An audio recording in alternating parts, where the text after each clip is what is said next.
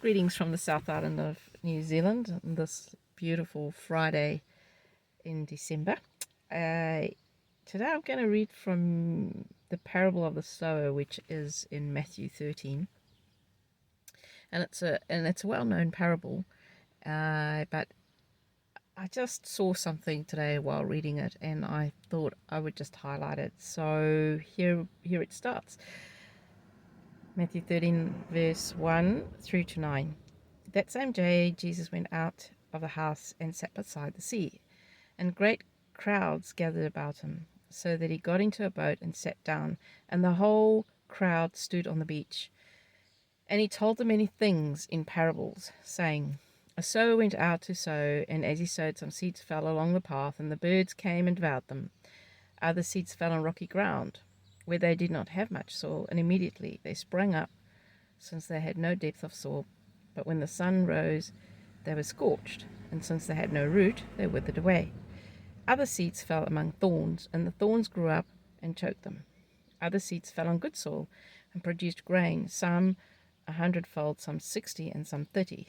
He who has ears, let him hear.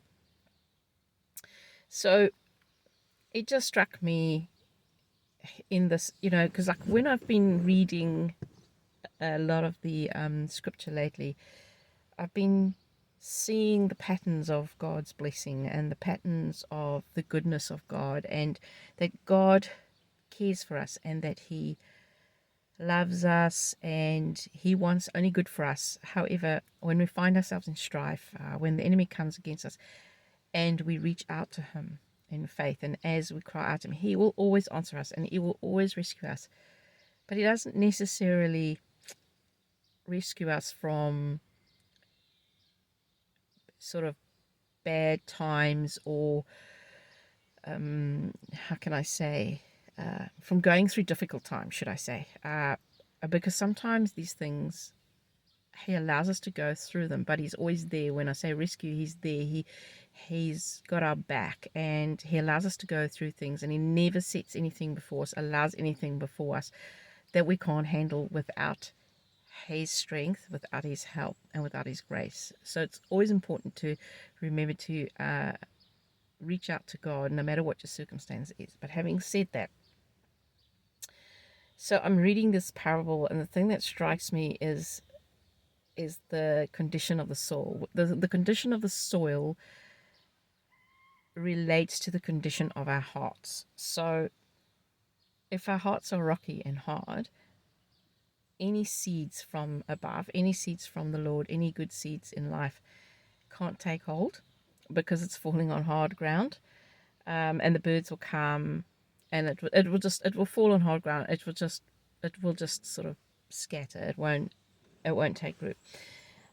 Where it falls on soil with no depth, so there's no depth in your heart.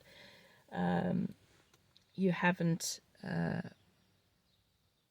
grown in resilience and in strength, emotional strength, in depth of character. The soil, the seed will drop into your heart, but it won't take root. It will, the minute you face the flames of another trial or whatever, that fruit, that seed will just dissipate. It will just frizzle up. It will just be gone. It won't be able to sustain you. And it will just wither away. So other seeds fell on thorns, and the thorns grew up and choked them. So this suggests that the condition of your heart is, there may be a root of bitterness and a root of unbelief and a root, all these different things that potentially are negative things in your heart, slandering, mocking, whatever it is that is in your heart, can actually choke out any good things that God wants to put in it. So we need to weed the garden of our heart. We need to ask God to pluck those roots out, and we need to work on our hearts and I like to say starve the beast. So when you're tempted to say these things, put a God in your mouth. I pray every day, Lord, put a God in my mouth, so that I do not say anything that is untoward, anything that would cast a curse, or that would be slanderous, or that would be a mocking, and that's pretty hard to do. And I struggle with that, because every word we will be held accountable that comes from our mouth. So when we focus on the good things and focus on, building a heart that has good soil, that speaks good, that wishes good for others, that thinks good things, that praises God, that, in your heart, I'm not just saying from your mouth, but I'm saying in your heart, you feel that peace, you feel that joy, you feel those good things for people. When God plants seed, or when seeds come along, and God shows you things and in his word, and you go, wow, that's amazing, and you store away in your heart, those things start to take root, because it's fertile soil. And the word says the seed fell on good soil and produced grain, some 100-fold, some 60, and some 30. He who has ears to hear, let him hear. And it just struck me that,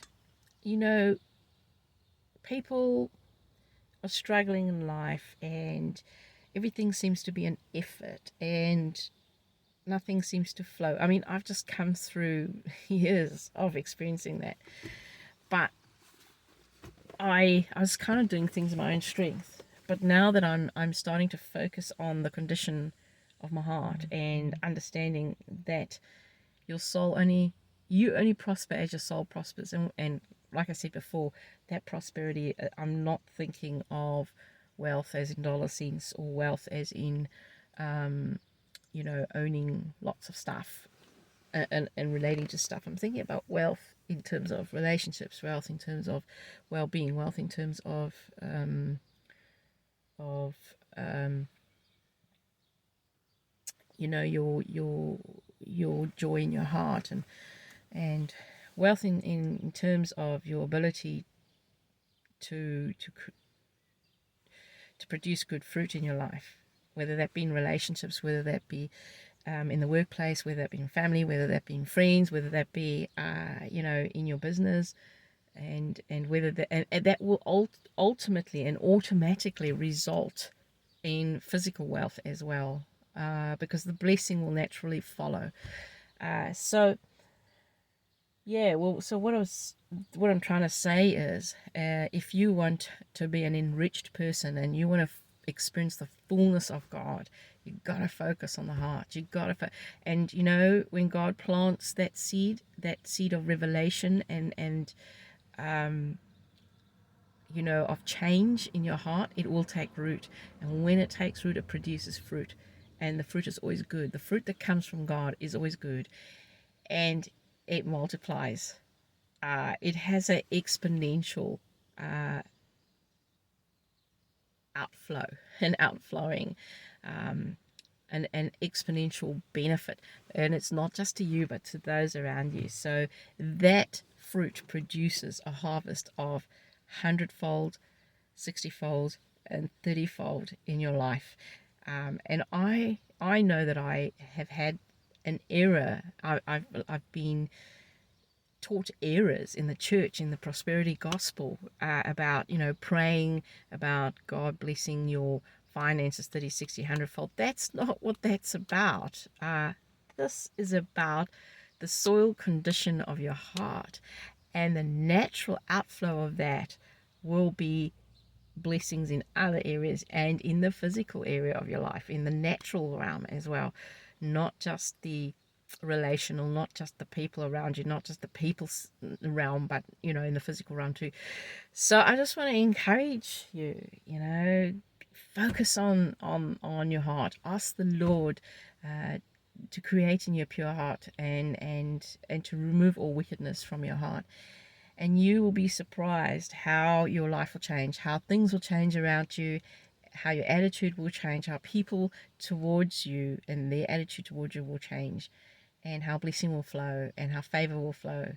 So yeah, hopefully that was encouraging. Please like, please subscribe, please share, so that this word can get out to as many people as possible. God bless you. Until next time. Thank you.